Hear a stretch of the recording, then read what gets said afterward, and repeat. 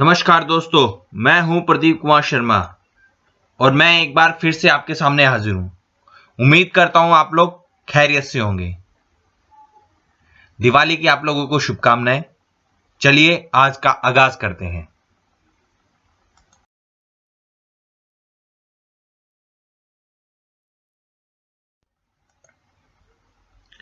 दोस्तों, आज हम बात करेंगे सेक्शन 7 सब सेक्शन 1A के बारे में, जिसमें क्लासिफिकेशन किया जाएगा कि कौन सी एक्टिविटी सप्लाई ऑफ गुड्स कहलाएगी या कौन सी एक्टिविटी सप्लाई ऑफ सर्विस कहलाएगी। दोस्तों, क्लासिफिकेशन इसलिए जरूरी है ताकि आप एक्टिविटी पर सही रेट लगा सकें। तो चलिए दोस्तों शुरू करते हैं।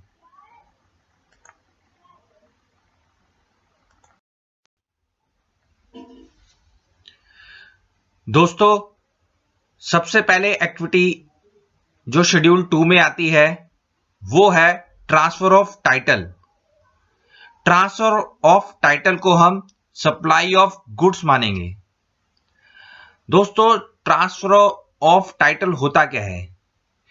ट्रांसफर ऑफ टाइटल का मतलब है रिस्क ट्रांसफर या ऑनरशिप ट्रांसफर या ऑनरशिप में चेंज। मान लीजिए कोई सेलर है, वो बायर को गुड्स सेल करता है, लेकिन जब तक गुड्स बायर के प्रीमाइसेस तक नहीं पहुंच जाती तब तक रिस्क सेलर का रहता है। या दूसरा एग्जांपल, जिसमें बायर सामान खरीदता है सेलर से और सेलर के प्रीमाइसेस पर ही रिस्क ट्रांसफर कर दिया जाता है बायर को। या तीसरा एग्जांपल हम ले सकते हैं, जब सेलर बायर को इस एग्रीमेंट पर गुड्स सेल करता है कि रिस्क या ओनरशिप गुड्स की तब ट्रांसफर की जाएगी जब पेमेंट रिसीव हो जाएगी। तो अलग अलग केस हो सकते हैं। जब भी गुड्स का ऑनरशिप, गुड्स की ऑनरशिप या रिस्क भी ट्रांसफर कर दिया जाएगा तो ट्रांसफर ऑफ टाइटल कहलाएगा और वो सप्लाई ऑफ गुड्स की क्लासिफिकेशन में आएगा, सर्विस में नहीं। दूसरी एक्टिविटी है transfer of right in goods और undivided share in goods without transfer of title of thereof. इसे हम सप्लाई ऑफ सर्विस कहेंगे। मान लीजिए आपने अपनी कोई गुड्स किसी को यूज करने के लिए दी, जिसमें आपने ओनरशिप ट्रांसफर नहीं करी, उसमें आपने रिस्क भी ट्रांसफर नहीं किया, अभी भी आप उस गुड्स के ऑनर हैं। इस केस में आपने जो गुड्स की सप्लाई की है वो सप्लाई ऑफ सर्विस कहलाएगा। मान लीजिए कोई कंस्ट्रक्शन की मशीन है जो आपने एक ठेकेदार को कंस्ट्रक्शन के लिए दी, हायरिंग पर, रेंट पर, तो वो सप्लाई ऑफ सर्विस कहलाएगा क्योंकि ओनरशिप आपने ट्रांसफर नहीं की है। इस केस में वो सप्लाई ऑफ सर्विस कहलाएगा, सप्लाई ऑफ गुड्स नहीं कहलाएगा।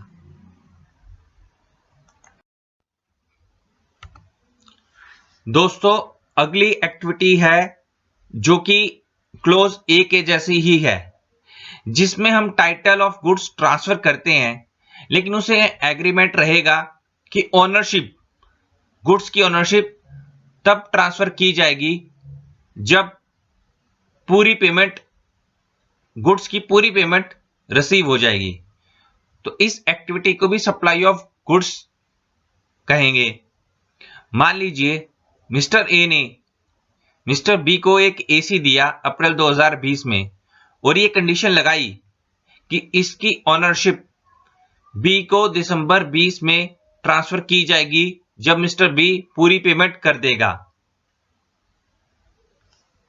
तो इसको हम सप्लाई ऑफ गुड्स में कंसीडर करेंगे।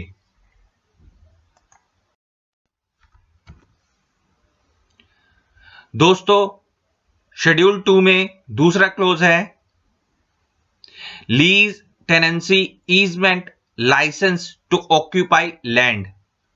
इस एक्टिविटी को हम सप्लाई ऑफ सर्विस की कैटेगरी में शामिल करेंगे।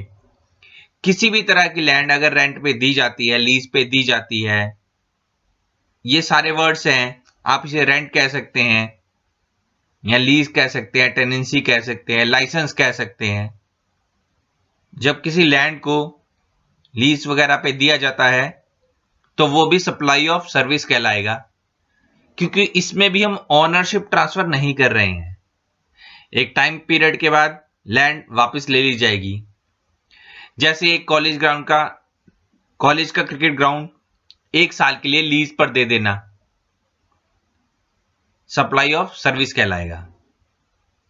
इसी तरह से क्लॉज बी में एनी लीज और लेटिंग out of building including commercial, industrial, residential complex for business और कॉमर्स आइदर होली और पार्टली सप्लाई ऑफ सर्विस कहलाएगा।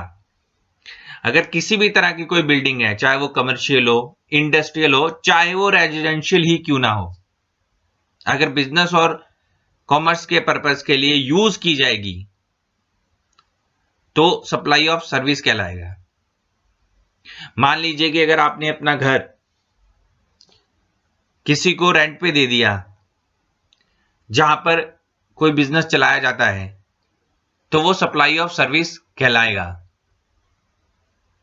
अगर आपने किसी को रेजिडेंशियल पर्पस के लिए दिया है तब भी वो सप्लाई ऑफ सर्विस कहलाएगा, लेकिन इस केस में हमें एग्जम्पशन मिल जाती है।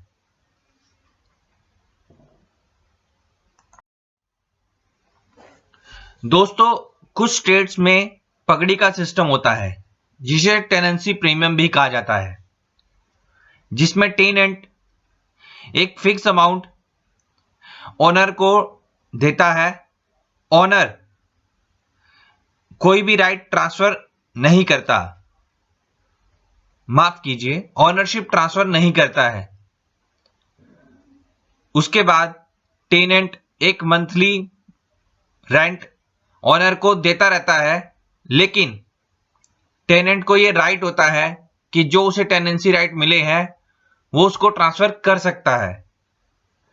अब इस केस में टेनेंसी प्रीमियम जो कि पगड़ी है उस पर स्टैंप ड्यूटी या अदर चार्जेस भी लगते हैं, लेकिन दोस्तों ध्यान रखने वाली बात है कि इसमें ओनरशिप ट्रांसफर नहीं हो रही। स्टैंप ड्यूटी पे करने के बावजूद इसमें ओनरशिप ट्रांसफर नहीं हो रही है, इसलिए इस पर जीएसटी लगेगा। लेकिन नोटिफिकेशन 12/2017 के सीरियल नंबर 12 में यह सर्विस एग्जम्प्ट है, लेकिन फिर भी इस पे जीएसटी लगेगा। लेकिन नोटिफिकेशन 12/2017 में इसे एग्जम्पशन मिल जाएगी।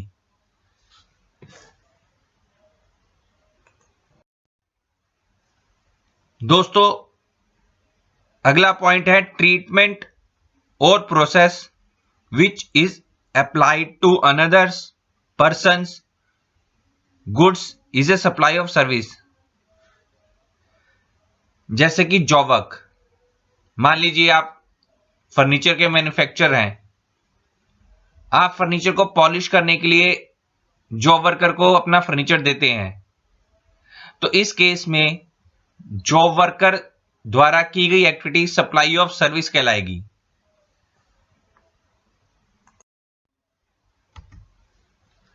दोस्तों पॉइंट नंबर 4 है ट्रांसफर ऑफ बिजनेस एसेट्स, जिसमें पहला क्लोज है goods forming part of asset of A business transfer या डिस्पोज्ड बाय या under the direction of person carrying on the business. दोस्तों जब कोई बिजनेस एसेट होता है और अगर उसे ट्रांसफर कर दिया जाए या डिस्पोज कर दिया जाता है उस पर्सन द्वारा जो बिजनेस चला रहा था या उसकी डायरेक्शन पे, तो उसे सप्लाई ऑफ गुड्स कहेंगे। मान लीजिए मिस्टर ए हैं जो कंप्यूटर का बिजनेस करते हैं और वो एक डिफेक्टिव कंप्यूटर को 25,000 रुपए में बेच देते हैं या डिस्पोज कर देते हैं, जबकि उसकी एक्चुअल कॉस्ट 75,000 रुपए थी। तो इस केस में सप्लाई ऑफ गुड्स माना जाएगा इस एक्टिविटी को। अब मान लीजिए कि अगर इसी कंप्यूटर पे उन्होंने आईटीसी लिया था, तब भी यह सप्लाई ऑफ गुड्स कंसीडर होगा, जैसा कि हम पिछली वीडियो में डिस्कस कर चुके हैं। तो जब भी कोई गुड्स को, जो कि बिजनेस एसेट्स है हमारा, उसको डिस्पोज करते हैं, ट्रांसफर करते हैं, तो उसे सप्लाई ऑफ गुड्स कहते हैं। वहीं क्लॉज बी में अगर कोई बिजनेस एसेट्स जो बिजनेस में यूज हो रहा था उसे हमने किसी को यूज करने के लिए दे दिया, चाहे प्राइवेट यूज या पर्सनल यूज के लिए भी, तो उसे सप्लाई ऑफ सर्विस कहेंगे। मान लीजिए कि कोई बिजनेस का कंप्यूटर था जो आपने अपने रिलेटिव को यूज करने के लिए दे दिया 2 महीने के लिए, और 2 महीने बाद आपने वापस ले लिया, तो इस केस में सप्लाई ऑफ सर्विस ये एक्टिविटी कहलाएगी कि आपने वो कंप्यूटर सर्विस पे दिया था। सप्लाई ऑफ सर्विस में ये एक्टिविटी आ जाएगी और आपको जीएसटी देना पड़ेगा। अब तीसरा क्लॉज है हमारा, जब कोई बिजनेस बंद हो जाता है और बिजनेस की गुड्स को जब हम ट्रांसफर करते हैं, वो बिजनेस एसेट्स जो बिजनेस बंद करने के समय अवेलेबल थी, तो उसे सप्लाई ऑफ गुड्स में कंसीडर करेंगे। 2 केस ऐसे हैं जब सप्लाई ऑफ गुड्स में ये गुड्स नहीं क्लासिफाई की जाएंगी। वो तब जब बिजनेस को कोई और पर्सन कंटिन्यू करेगा या उसका कोई रिप्रेजेंटेटिव कंटिन्यू करेगा, तब यह माना जाएगा कि बिजनेस कंटिन्यू है। तब इस केस में ट्रांसफर नहीं कहलाएगा और कोई जीएसटी नहीं लगेगा। तो समरी में देखें तो जब भी कोई बिजनेस एसेट्स हम डिस्पोज करते हैं, ट्रांसफर करते हैं, तो सप्लाई ऑफ गुड्स कहलाता है। अगर हम किसी को यूज करने के लिए दे दें किसी पर्टिकुलर पीरियड के लिए, तो सप्लाई ऑफ सर्विस कहलाएगा। और अगर बिजनेस बंद हो रहा है और तब उस गुड्स को हम ट्रांसफर करते हैं, तब भी सप्लाई ऑफ गुड्स ही कहलाएगा।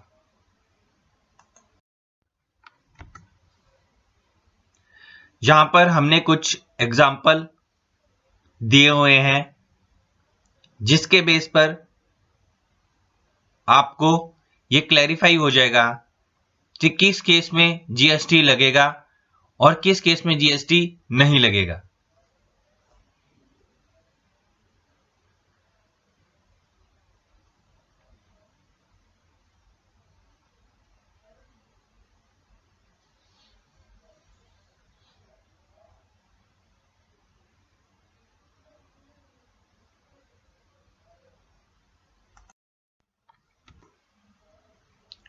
दोस्तों, अब जिस एक्टिविटीज के बारे में हम बात करेंगे वो सप्लाई ऑफ सर्विस ही कहलाएगा, सप्लाई ऑफ गुड्स नहीं।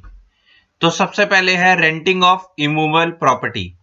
अगर कोई भी इमूवेबल प्रॉपर्टी हम रेंट पे देते हैं तो वो सप्लाई ऑफ सर्विस कहलाती है, क्योंकि उसमें हम ऑनरशिप ट्रांसफर नहीं कर रहे हैं। वो सप्लाई ऑफ गुड्स नहीं कहलाएगी, सप्लाई ऑफ सर्विस कहलाएगी। वैसे हम ऊपर पढ़ चुके हैं कि अगर कोई कमर्शियल बिल्डिंग हो, रेजिडेंशियल बिल्डिंग हो, अगर उसे हम रेंट पे देते हैं बिजनेस पर्पस के लिए, तो वो सप्लाई ऑफ सर्विस कहलाएगा। अब यहां पर दोबारा इंक्लूड करने पर रेजिडेंशियल पर्पस के लिए दी गई इमूवेबल प्रॉपर्टी भी कवर हो जाती है। हालांकि वो नोटिफिकेशन 12/2017 में एग्जम्पशन मिल जाएगी रेजिडेंशियल के केस में, लेकिन वो सप्लाई ऑफ सर्विस की कैटेगरी में आएगी। दूसरी सर्विस है हमारी दोस्तों construction of a complex building, civil structure और part thereof including a complex और building intent for sale to a buyer wholly or partially except where the entire consideration has been received after issue of completion certificate where required by the competent authority or after its first occupation whichever is earlier। दोस्तों आप simple भाषा में समझे तो अगर कोई builder है और वो बिल्डिंग बना रहा है और अगर वो बिल्डिंग कंप्लीट करने के बाद अपने फ्लैट्स या अपनी बिल्डिंग बेचता है तो इस केस में जीएसटी नहीं लगेगा, वो सप्लाई ऑफ सर्विस या सप्लाई ऑफ गुड्स नहीं कहलाएगा, क्योंकि गुड्स तो वैसे भी मूवेबल होती हैं और सप्लाई ऑफ सर्विस में वो नहीं आएगा, क्योंकि कंसीडरेशन जो लिया गया वो बिल्डिंग कंप्लीट करने के बाद लिया गया। वहीं अगर बिल्डर कंसीडरेशन बिल्डिंग कंप्लीट करने से पहले ले लेता है तब वो सप्लाई ऑफ सर्विस की कैटेगरी में आ जाएगा।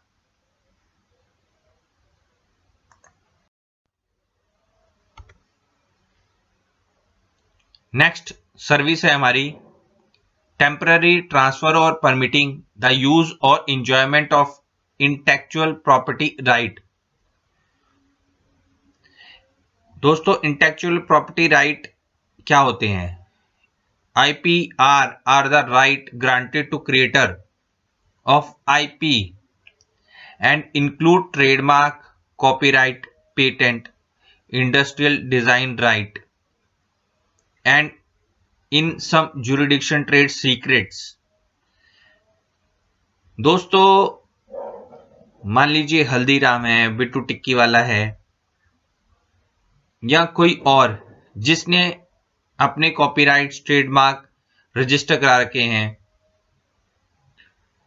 जब कोई चीज चल पड़ती है तो वो उसको रजिस्टर करा लिया जाता है, ट्रेडमार्क रजिस्टर करा लिए जाते हैं, कॉपीराइट, पेटेंट रजिस्टर करा लिए जाते हैं और बाद में अगर आपका कोई नाम यूज करना चाहता है तो आप उसको ये ट्रांसफर कर देते हैं और उसके बदले में कुछ कंसिडरेशन लेते हैं। तो इसी को transfer of intellectual property right कहते हैं और इसको सप्लाई ऑफ सर्विस माना जाएगा। इसी केस में अगर आप कोई सॉफ्टवेयर डेवलप करते हैं और उसके राइट्स आप ट्रांसफर करते हैं तो उसको भी सप्लाई ऑफ सर्विस में ही कंसीडर किया जाएगा। क्लॉज ई में है agree to obligation to refrain from an act और टू टॉलरेट एन एक्ट और ए सिचुएशन और टू डू एन एक्ट। आप एग्जाम्पल से समझ सकते हैं।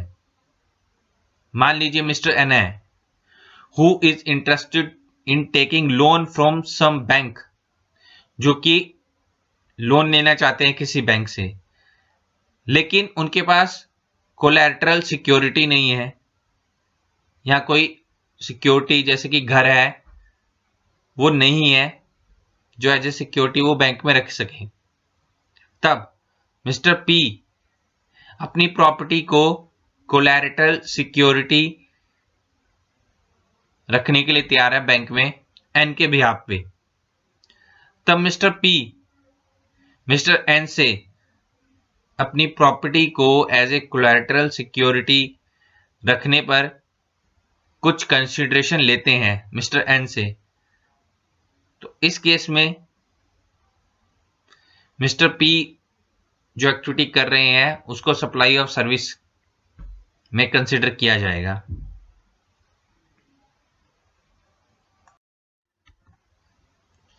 दोस्तों नेक्स्ट एक्टिविटी जो सप्लाई ऑफ सर्विस कहलाएगी वो है वर्क कॉन्ट्रैक्ट सर्विस, जिसके बारे में हम पहले भी पढ़ चुके हैं। वर्क कॉन्ट्रैक्ट सर्विस जो कि इमूवेबल प्रॉपर्टी से रिलेटेड है, जिसमें हम सर्विस के अलावा गुड्स भी देते हैं। मान लीजिए कोई ठेकेदार है जिसे कोई बिल्डिंग बनाने का ठेका मिला, जिसमें वो अपनी लेबर की सर्विस के अलावा मटेरियल भी लगाता है, तो वो वर्क कॉन्ट्रैक्ट सर्विस में आ जाएगा। उसे सप्लाई ऑफ गुड्स नहीं कहेंगे, वो सप्लाई ऑफ सर्विस कहलाएगा। इसी प्रकार से जब आप रेस्टोरेंट में जाते हैं तो वहां ना आपको केवल गुड्स सप्लाई होती हैं जो कि फूड के रूप में होती हैं, बल्कि वो अपनी सर्विस भी दे रहे होते हैं। तो ये भी सप्लाई ऑफ सर्विस में ही कंसिडर किया जाएगा, सप्लाई ऑफ गुड्स में नहीं। नीचे आप देख सकते हैं कंपोजिट सप्लाई का मीनिंग। कंपोजिट सप्लाई का मीनिंग है दोस्तों जिसमें दो या दो से ज्यादा टैक्सेबल सप्लाईज होती हैं, गुड्स की या सर्विस की, जो नेचुरली बंडल होती हैं, जिसे अलग नहीं किया जा सकता। अगर आप रेस्टोरेंट में जाते हैं तो वहां आपको फूड दिया जाता है और सर्विस भी दी जाएगी, जो नेचुरली बंडल है, उसे अलग नहीं किया जा सकता, तो इसे कंपोजिट सप्लाई कहेंगे। उसे क्लासिफिकेशन करने के लिए मेजर सप्लाई देखी जाती है। अगर आप रेस्टोरेंट में जाते हैं तो वहां मेन सर्विस प्रोवाइड कराई जाती है आपको, ना कि सामान बेचा जाता है। तो इसलिए कंपोजिट सप्लाई में दो या दो से ज्यादा सप्लाई ऑफ गुड्स या सर्विस होता है और प्रिंसिपल सप्लाई को कंसीडर करते हुए उसकी क्लासिफिकेशन की जाती है।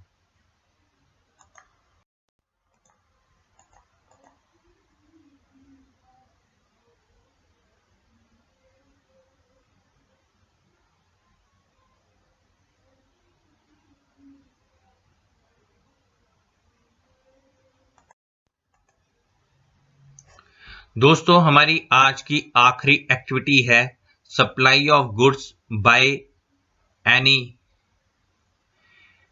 यूनिकॉपरेटेड एसोसिएशन और body of person to a member thereof for cash, deferred payment और अदर वैल्यूएबल कंसिडरेशन।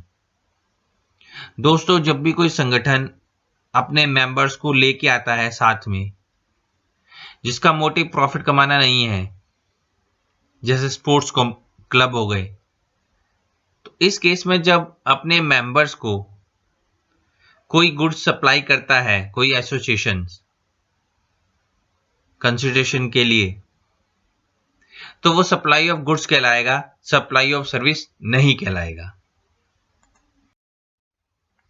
तो दोस्तों, आज के लिए इतना ही।